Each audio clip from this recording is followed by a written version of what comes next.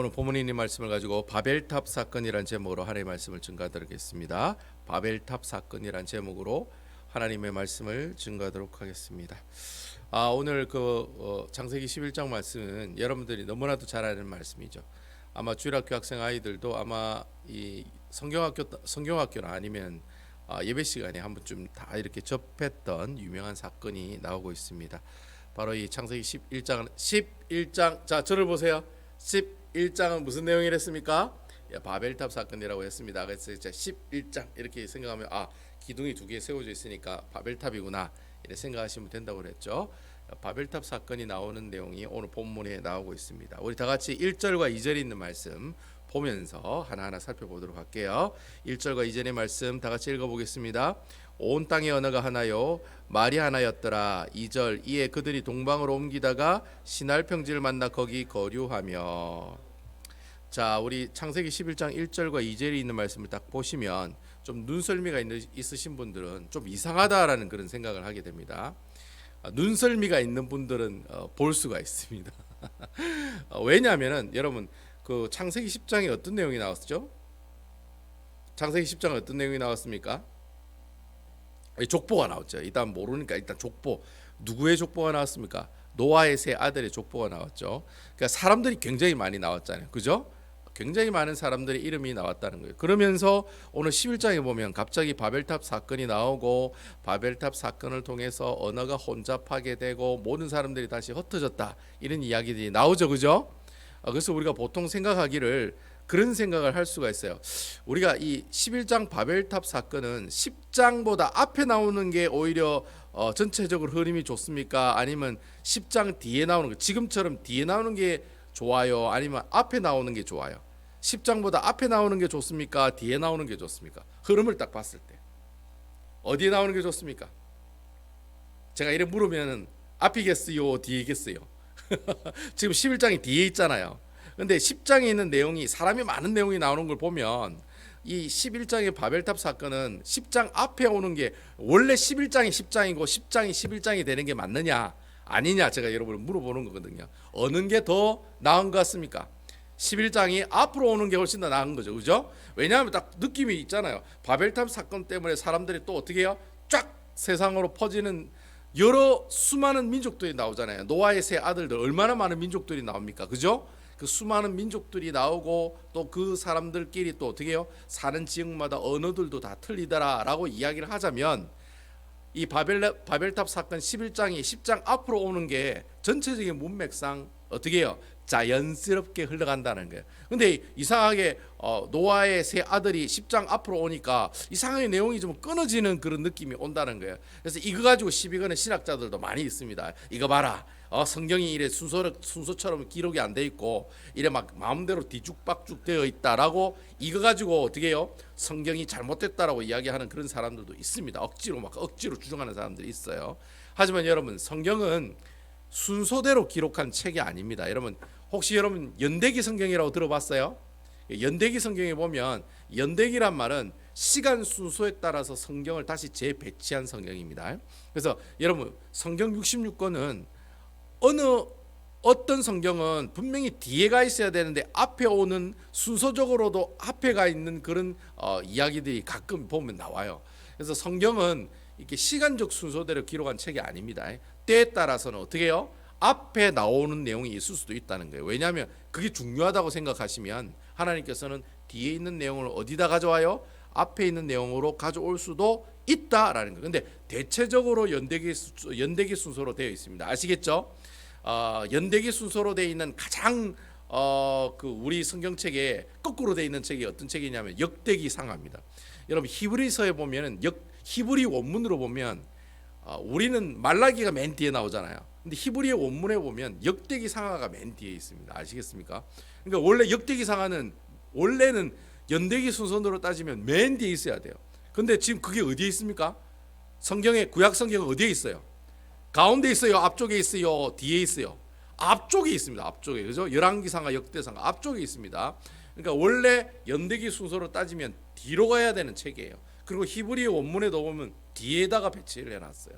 그런데 뭐 이렇게 전체적인 흐름을 봤을 때 열왕기상하라 역대기상하를 같이 둬야지만이 성경을 부드럽게 읽을 수 있기 때문에 후대 사람들이 역대기상을 앞으로 옮긴 겁니다. 아시겠죠? 이렇게 성경은 이렇게 시간적 순서로 배치가 되어 있지 않다라는 것을 여러분 알고 계셔야 됩니다. 아시겠죠? 그래서 그런 것 때문에 이 바벨탑 사건을 11장 앞으로 와야 10장 앞으로 와야 된다라고 주장하는 것이 어떻게 해요? 잘못됐다는 거예요. 잘못이 안 됐다는 거예요. 잘못했다는 거예요. 그럴 수도 있다는 겁니다. 아시겠죠? 그래서 모세가 성경을 기록할 때 노아의 세 아들에 관한 이야기가 바벨탑 사건보다 더 앞서는 것이 중요하다고 생각했기 때문에 앞으로 오게 된 거라는 겁니다. 아시겠죠? 그러니까 틀린 건 아니라는 겁니다. 그러니까 순서상으로 보면 거꾸로 돼 있지만 그렇지만 이 성경을 기록한 사람에 따라서 하나님이 주신 영감에 따라서 야 이게 앞으로 오는 게 더 맞는 것 같아, 뒤로 가는 게 맞는 것 같아라고 하면 그 내용이 어떻게 해요? 빠른 순서에 있어도 뒤로 갈 수도 있다라고 하는 겁니다. 그러니까 여러분 성경을 보실 때 이게 다 시간적 순서구나. 그래서 여러분 원래 시간적 순서로 보면 제일 처음 뭐가 나와요? 창세기가 나오는 게 맞다는 거예요. 그리고 요한계시록 맨 뒤에 나오는 게 맞다는 거예요. 그건 맞아요. 이렇게 기록된 순서로 보면 창세기가 맨 앞에 나오고 요한계시록이 맨 뒤에 나오는 게 맞습니다. 그렇지만 그 중간에 보면 약간의 순서가 틀린 것들이 있어요. 근데 그거는 성경이 틀린 것이 아니라 이 기록한 이 사람의 중요하다 중요하지 않다는 것을 어떻게 해요? 그런 것들에 따라서 성경이 서술로 이렇게 배치가 되고 있다는 것. 여러분 성경을 보실 때 그건 참고적으로 보시면 도움이 되실 수 있다라는 거 하는 겁니다. 아시겠죠? 자, 이런 마음들을 가지고 오늘 성경을 한번 보도록 하겠습니다. 자, 그리고 2절에 보시면 그들이 동방으로 옮겼다라는 얘기가 나옵니다. 자, 동쪽으로 옮겼다. 이 말 우리 이제 많이 들어왔어요? 안 들어왔어요? 많이 들어왔죠. 노아가 에덴 동산 아담과 하와가 에덴 동산을 쫓겨날 때도 어디 쪽으로 가요? 동쪽으로 가죠. 가인이 어디 쪽으로 쫓겨납니까? 동쪽으로 쫓겨납니다. 그래서 노세 땅에 거해서 그곳에서 정착했다는 얘기가 있죠. 여러분 죄를 지은 인간이 다 계속해서 어디로 움직이냐면 동쪽으로 이렇게 움직이는 모습들을 우리에게 보고 있으며 우리가 보여주고 있습니다. 오늘 성경에는 누가 동쪽으로 갔느냐라는 이야기는 안 나오고 있어요. 그렇지만 오늘 성경에는 어쨌든 누구 족속인지는 모르겠지만 대체적으로 성경에 보면 함의 자손이 아닐까 그래 얘기하고 있습니다. 왜냐하면 우리 그 함의 족보에 보면 우리 노아의 세 아들 중에 함의 족보에 보면 거기에 보면 시날 평지에 바벨이라고 하는 그 사람 이름이 나와요. 이 말은 함 족속이 그쪽에 이제 많이 어떻게 해요? 살고 있었다라는 것을 우리가 보여주고 있습니다. 아무튼 뭐 그게 함 족속이든 어느 족속이든 간에 노아의 아들들 중에 누군가가 어디에요? 동쪽으로 이동하다가 시날 평지라는 곳에 정착을 하게 됐다라는 겁니다. 여러분 이 시날 평지는 오늘날에도 있는 곳입니다. 이 시날 평지가 어디에 있냐면 중동에 가면 있습니다. 여러분 그 중동의 이란 이라크에 보면 티그리스 유프라데스라는 큰 두 강이 있습니다. 이 두 강이 만나는 지점이 시날 평지입니다. 지금의 이라크 땅입니다. 그리고 이 이란 땅도 약간 이렇게 맞물려 있어요. 그래서 이란 이라크가 이렇게 붙어 있는 그곳에 바로 시날 평지라고 하는 곳이 아직까지도 있습니다. 아무튼 이 시날 평지에 동쪽으로 이단 무리들이 그곳에 모이게 되었다라는 겁니다. 계속해서 3절과 4절 있는 말씀 보겠습니다. 3절과 4절입니다. 서로 말하되 자 벽돌을 만들어 견고히 굽자 하고 이에 벽돌로 돌을 대신하며 역청으로 지능을 대신하며 4절 또 말하되 자 성읍과 탑을 건설하여 그 탑 꼭대기를 하늘에 닿게 하여 우리 이름을 내고 온 지면에 흩어짐을 면하자 하였더니 자 여러분 오늘 보면 역청 나오는데 이 역청 어디서 들어본 이야기입니까? 노아가 방주를 만들 때 그 물이 들어오지 않도록 뭘 발랐다고 해요? 역청을 발랐다고 하죠. 이게 방수 역할을 하는 게 이제 이 역청인데 사실 이 역청은 누가 가르쳐 준 겁니까? 하나님이 가르쳐 준 거죠. 하나님이 노아에게 야 방주의 앞뒤로 역청을 다 발라 그러면 방수 효과가 있다는 거죠. 그 모세가 갈대 상자를 엄마가 이 모세를 이렇게 넣어서 갈대 상자를 나일강에 띄울 때도 그 안과 밖에 무엇을 발랐다고 했습니까? 역청을 발랐다고 그랬습니다. 물이 들어가지 말라고. 그래서 그 하나님이 가르쳐 주신 방법인데 그 방법을 지금 누가 사용하고 있습니까? 바로 하나님께 불순종하는 사람들이 사용을 하고 있다는 거예요. 그래서 이 시날 평지에는 돌이 없습니다. 이 지역은 다 평지예요. 그래서 돌이 없기 때문에 건물을 지으려면은 진흙이랑 그 신할평지에는 진흙이 많거든요. 강이 있는 곳이니까 진흙이랑 이 역청이랑 섞어서 이래 말리면 돌보다도 단단한 벽돌이 되게 됩니다. 그래서 그 벽돌을 만들어 가지고 어떻게 해요? 사람들이 집을 짓고 성도 만들고 또 뭐예요? 바벨탑도 쌓았다라고 하는 겁니다. 아시겠죠? 그래서 그 성읍도 만들고 탑도 만들 때 썼던 그 역청과 진흙 그걸 섞어 가지고 사각형으로 만들어가 하늘 이렇게 햇빛에 말리면 돌처럼 아주 딱딱하게 된다고 합니다. 그런 것들 가지고 이제 만들었다는 거죠. 오늘 본문의 말씀을 보니까 우리가 또 익숙하게 눈에 띄는 그런 단어를 하나 볼 수가 있어요. 어떤 단어냐면 바로 성읍, 성이라고 하는 단어입니다. 여러분 이전에 그 가인의 족보를 보면 가인이 여호와 앞을 떠나서 에덴 동촌의 노시라는 땅에 거주했다라는 이야기가 나오거든요. 그 노시라는 땅에 거주했을 때 이 가인이 누구를 낳느냐면 아들을 낳습니다. 에녹이라고 하는 이 에녹하고 우리가 알고 있는 에녹하고 틀립니다. 에녹이라고 하는 아들을 낳아요. 근데 그 아들이 아들을 낳고 난 다음에 가인이 무슨 행동을 하느냐면 성을 쌓게 됩니다. 성. 그러니까 그 가인이 아들을 낳고 난 다음에 성을 쌓아요. 근데 여러분 성을 쌓는 것은 하나님의 명령에 위배가 되는 일입니까? 아니면 위배가 되지 않는 일입니까? 위배가 되는 거죠. 하나님께서 가인에게 저주하실 때는 너희가 광야에서 어떻게 한다고 했습니까? 돌아다니며 사는 족속이 된다라고 얘기했거든요. 근데 가인은 하나님의 그 명령을 어기고 어떻게 해요? 자식을 딱 낳아서 딱 보니까 내가 이 자식을 어떻게 하리라? 지키리라. 내가 보호해야 되겠다. 그런 마음이 확 드는 거예요. 그러니까 하나님의 명령대로 돌아다니며 사는 사람이 되는 것이 아니라 어떻게 해요? 자기의 자식을 지키기 위해서 그곳에다가 뭘 지어요? 성을 짓고 그곳에 정착하는 그런 모습들이 있게 되었다라는 겁니다. 그래서 여러분 성경에 보통 이 성이라고 하는 의미는 무엇을 상징하느냐 하면은 하나님이 필요 없고 내 힘대로 내 뜻대로 살아가겠다라고 하는 그런 상징으로 무엇이 나오고 있다는 거예요? 성과 성읍이라고 하는 그러한 단어가 나오고 있다는 거예요. 그러니까 여러분 성경에 성 얘기가 나오면 별로 안 좋은 얘기들이 많이 나옵니다. 뭐 여리고성 뭐 이렇게 하면서 여러분 보는 것처럼 성 얘기가 나오면 보통 안 좋은 이야기들이 많이 나옵니다. 그래서 여러분 오늘 본문에도 보면은 이 성이라고 하는 것이 가인이 하나님의 명령을 어기면서 만들어 놓은 것이 바로 뭐예요? 성이라는 것이죠. 그러면 결국 이 성이라고 하는 것은 하나님 입장에서 보면은 불순종의 역사입니까? 순종의 역사입니까? 불순종의 역사라는 거죠. 그죠? 근데 하나님의 말씀을 듣지 않겠다라고 만든 것이 바로 성이고 성읍이고 도시였다라고 하는 겁니다. 근데 그 아담의 후손이 노아의 후손인 이 사람들이 이 가인처럼 똑같이 무엇을 지었다고 얘기하고 있습니까? 성읍과 탑을 짓고 있더라라고 지금 이야기하고 있다라는 거예요. 결국 여러분 이 홍수 이후에 이 노아의 후손들 가운데 많은 사람들이 신할 평지에 모여가지고 성과 탑을 쌓았다. 이 말은 결국 무슨 말입니까? 하나님이랑 내랑 어떻게 해요? 관계를 완전히 어떻게 하겠다? 끊어버리겠다는 얘기하고 똑같다는 거예요. 내 마음대로 살 테니까 하나님이 이제 그냥 그대로 그냥 앉아 계세요. 모든 일은 내가 다 할게요. 이렇게 선포하고 나갔던 것이 바로 신할 평지에 탑과 성읍을 쌓는 행위가 되었다라는 겁니다. 그래서 그 바벨탑을 쌓는 사람들이 어떤 슬로건을 내걸었습니까? 첫 번째는 탑의 끝을 하늘에다 우리의 이름을 어떻게 하자? 우리 이름을 내고라는 말이에요. 내고. 우리 이름을 낸다는 말은 우리 이름이 유명해지고 어떻게 해요? 명성 있게 되고 그 사람 알리자는 말이에요. 하늘에 있는 천사들에게 우리 이름이 이렇다는 걸 알리자는 거예요. 그리고 두 번째는 뭡니까? 바로 흩어짐을 면하게 하자. 원래 하나님의 명령은 온 땅에 충만하라, 즉 흩어지라는 것이거든요. 창세기 1장 28절에 있는 명령처럼 내가 생육하고 번성하고 온 땅에 충만하라, 다 흩어져서 살아가라는 거예요. 그게 하나님 뜻인데, 근데 이 노아의 후손들이 이 신할 평지에 바벨탑을 쌓고 성읍을 쌓으면서 어떤 생각을 합니까? 하나님이 흩어지라고 그랬는데 안 흩어지겠다는 거예요. 이제 그냥 모여가지고 우리끼리 알아서 살 테니까 주님은 그냥 가만히 계세요. 그런 모습으로 행동을 표출했던 것이 바로 뭐예요? 바벨탑을 쌓는 모습이 되었다라고 하는 겁니다. 4절에 보면 우리의 이름을 낸다. 이 말은 우리의 이름이 유명하게 된다, 명성을 떨치게 된다, 이런 표현이거든요.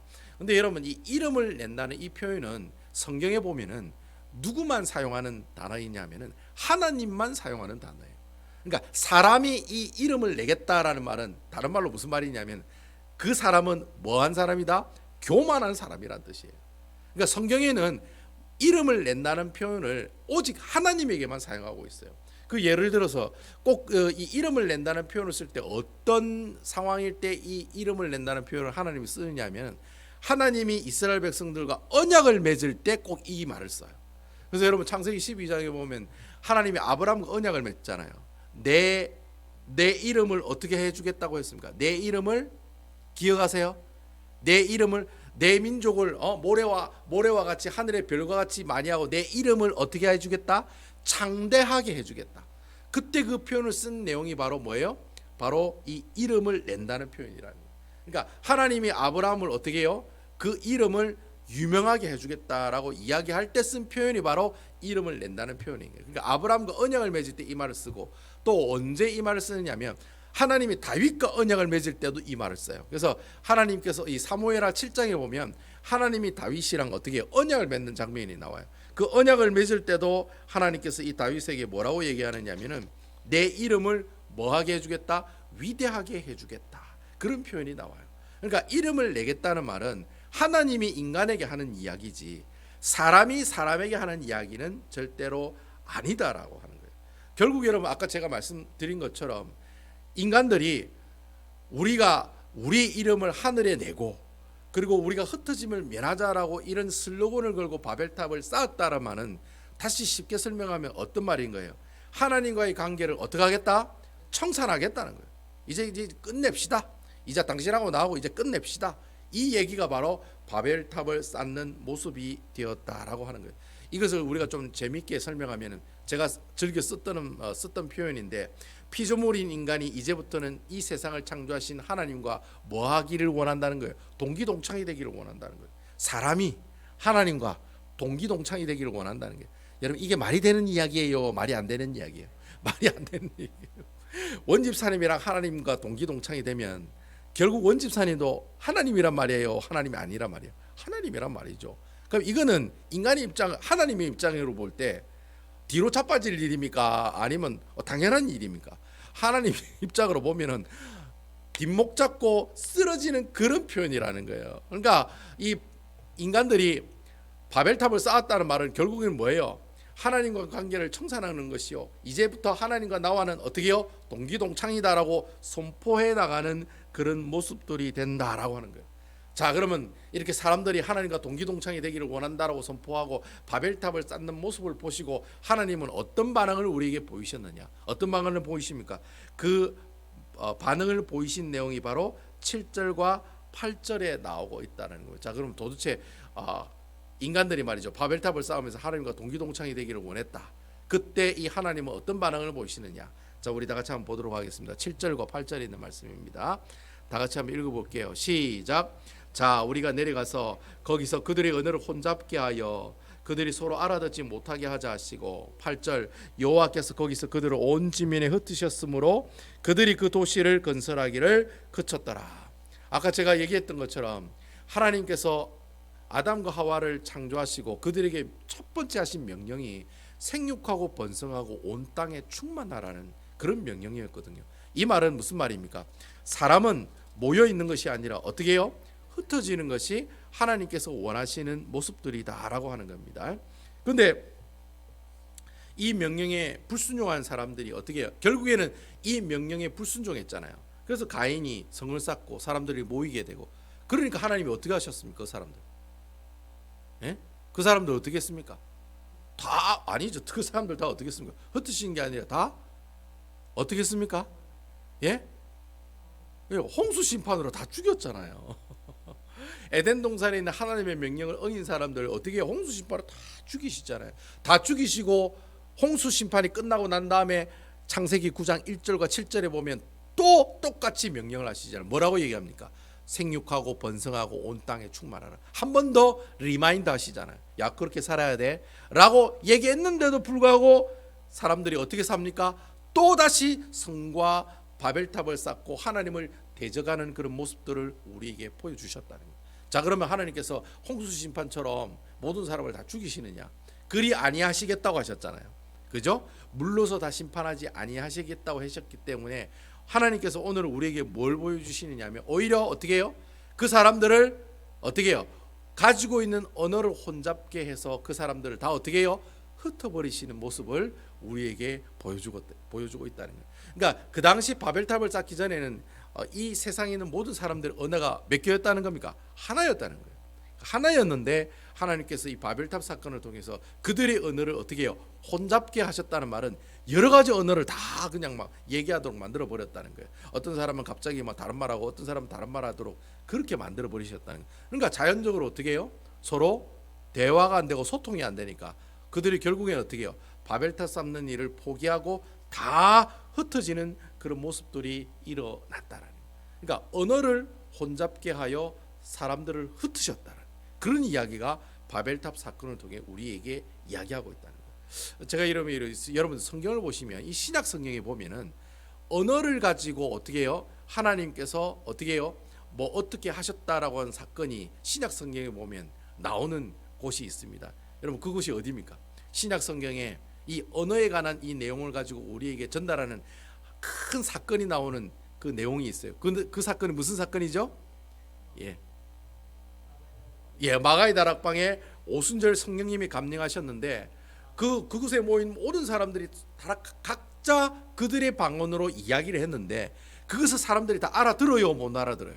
다 알아듣는 역사가 일어나는 그런 이야기가 사도행전 2장에 보면 나온다는 거예요. 그래서 여러분 우리 사도행전 2장 5절에서 13절에 그 사건이 쭉 이야기하는 내용이 나오거든요. 그 좀 긴 내용이지만 여러분들이랑 같이 한번 읽어보도록 하겠습니다. 사도행전 2장 5절에서 13절에 있는 말씀인데 자, 한번 다 같이 찾아보세요. 신약성경 187페이지입니다. 신약성경 187페이지. 다 같이 한번 찾아봅시다. 사도행전 2장 5절에서 13절입니다. 다 찾으셨어요? 예, 쉽죠? 사도행전 2장 5절에서 13절에 있는 말씀입니다. 우리 다 같이 한번 읽어볼게요. 다 같이 읽어볼게요.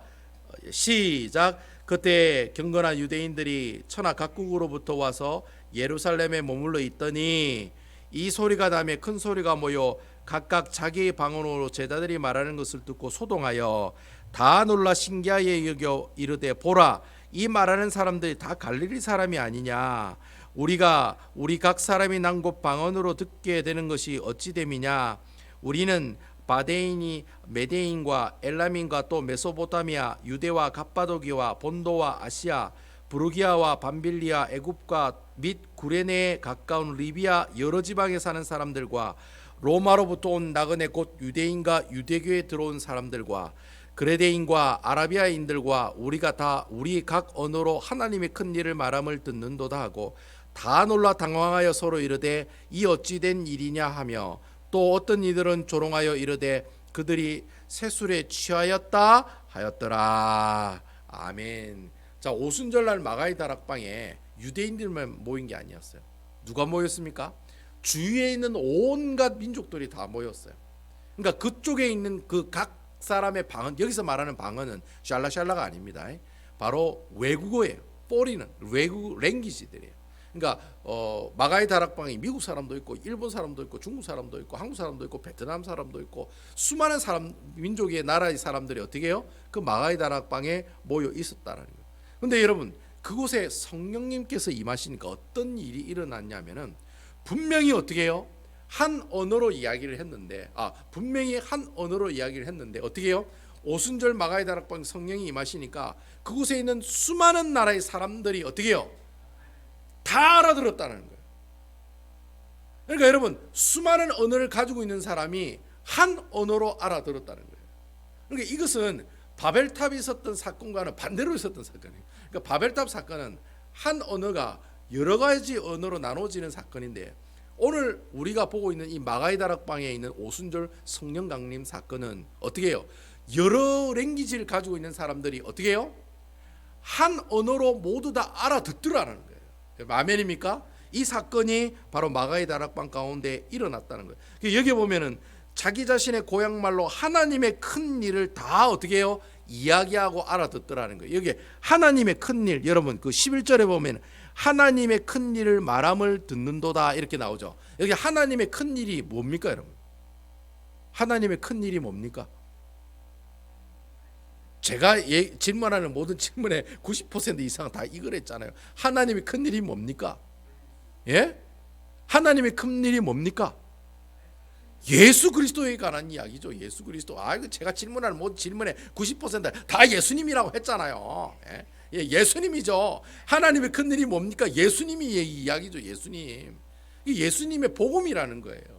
뭡니까? 예수님이 십자가에 못 박혀 죽으시고 우리에게 사제칭의 화체를 주시고 죽고 부활하시면 우리에게 부활의 산소망과 영생을 주신 그 구원의 은혜. 아멘입니까? 그 구원의 은혜가 하나님의 큰 일이지요. 예? 그 큰 일을 그냥 한 랭귀지로 얘기를 했는데 수많은 사람들이 그 랭귀지 자기 다 틀린 랭귀지인데 누군가가 그 하나님의 큰 일을 이야기했는데 수많은 사람들이 그 이야기를 다 어떻게 하더라? 알아듣는 역사가 나타나더라는 거예요. 그 역사가 어떻게 해요? 바로 오순절 마가의 다락방의 놀라운 사건으로 일어나더라는 거예요. 바벨탑 사건은 한 단어가 여러 가지 언어로 바뀌는 그런 사건이고, 마가의 다락방에 일어난 이 오순절 성령의 강림 사건은 뭐예요? 여러 가지 은혜를 가지고 있는 사람이 한 언어로 다 알아듣더라는 거예요. 이게 반대의 사건으로 나타나는 모습을 우리가 볼 수 있다는 거예요. 그러면 이 성령 강림의 포커스는 오순절날 성령이 임했을 때 그곳에 수많은 사람들이 여러 가지 언어가 있었는데 한 언어로 다 알아들을 수 있었다라는 이 사건이 이 오순절 마가의 다락방 사건의 포커스가 되고 중요한 사건이 되느냐? 그렇지는 않다는 거예요. 여러분, 이 오순절 마가의 다락방 사건의 가장 큰 포커스는 뭡니까? 예, 성령이 임하셨을 때 무슨 사건이 일어난 거예요? 여러분, 마가의 다락방의 포커스가 뭐예요? 이 사건 이후로 뭐가 만들어집니까, 여러분? 뭐가 탄생이 됩니까? 뭐가 응애하고 이래 태어납니까? 예? 예수님이 태어나는 게 아니죠. 뭐가 태어납니까? 마가의 다락방에 성령이 임하실 때 이 땅에 뭐가 태어납니까? 뭐가 만들어집니까? 뭐가 만들어집니까? 예, 뭐가 만들어집니까? 예, 교회가 만들어지는 거죠. 아멘입니까? 마가의 다락방에 성령이 임했을 때 뭐가 만들어져요? 교회가 만들어지잖아요. 그래서 여러분, 성령 강림절이 뭡니까? 교회가 탄생하는 것을 기념하는 날이 성령 강림절이에요. 그러니까 성령이 임하셨을 때 뭐가 만들어져요? 교회가 만들어졌다는 겁니다. 아멘입니까? 그때부터 교회가 만들어지는 거예요.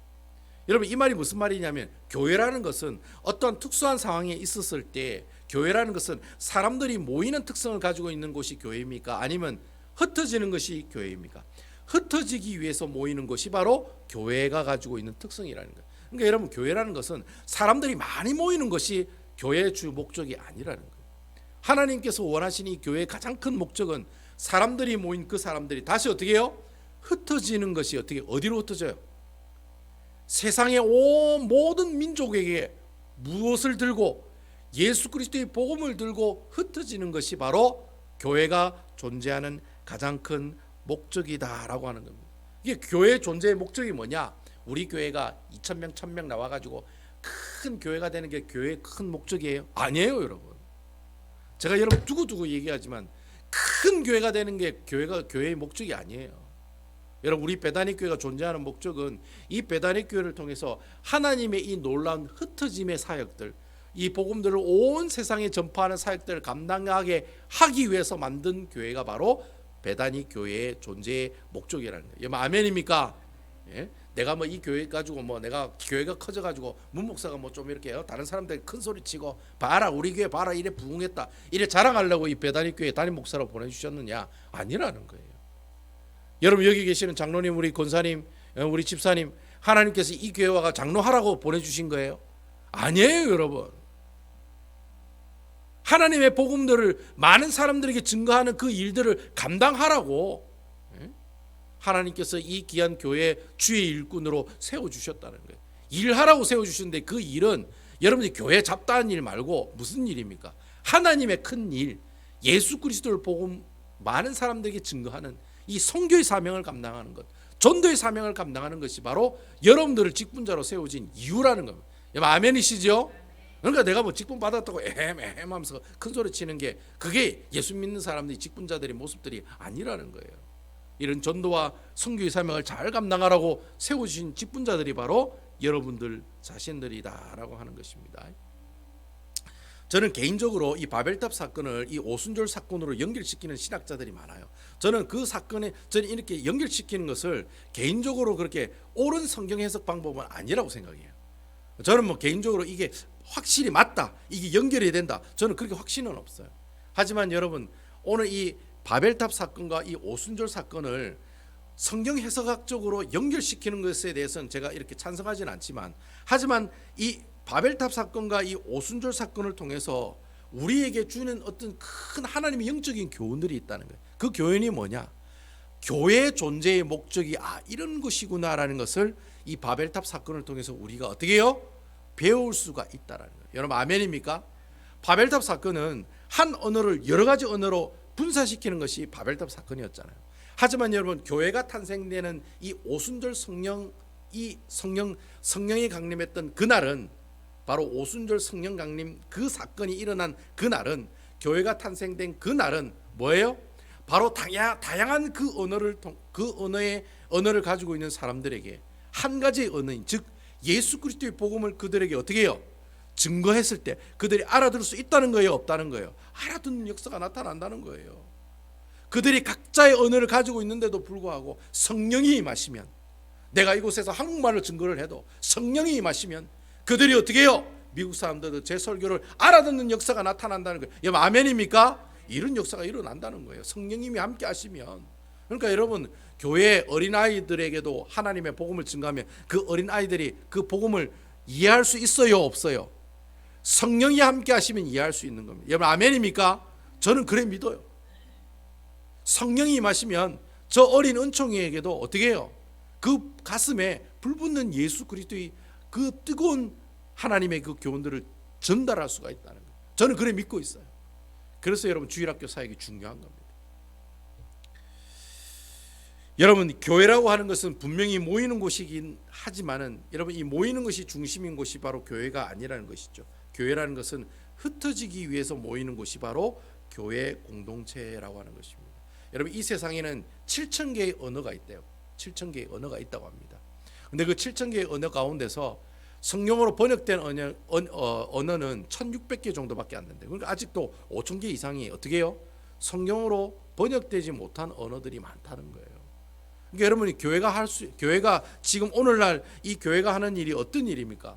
이 교회가, 샬롯 땅에 이 베다니 교회가 존재하는 그 이유가 무엇입니까? 바로 이렇게 아직까지도 예수 그리스도의 이 복음을 듣지 못하는 그 민족에게 어떻게 해요? 복음을 증거하고, 또 복음을 증거한 그곳에 뭐가 세워지는 거예요?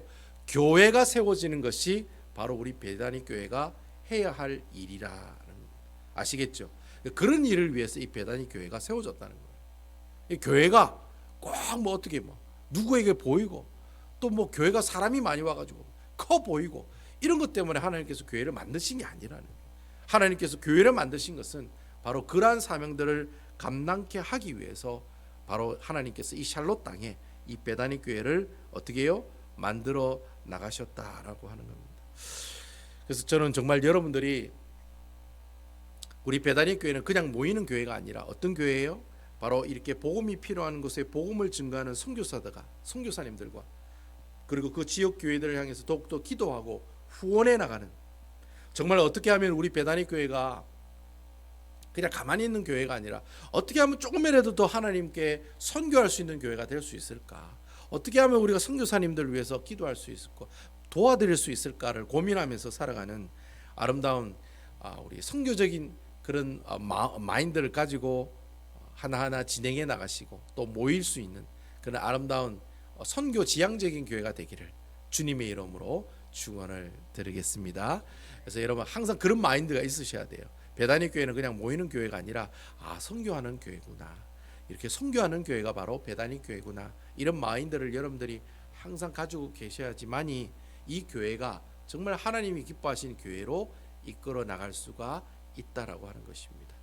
이런 모습들을 오늘 이 바벨탑 사건을 통해서 하나님께서 우리에게 던져주시고 있다는 겁니다. 아시겠죠? 항상 이런 마인드를 가지시고 우리 베다니 교회에 헌신하며 나가시는 아름다운 우리 중직자들 여러분들 되시기를 주님의 이름으로 축원드리겠습니다.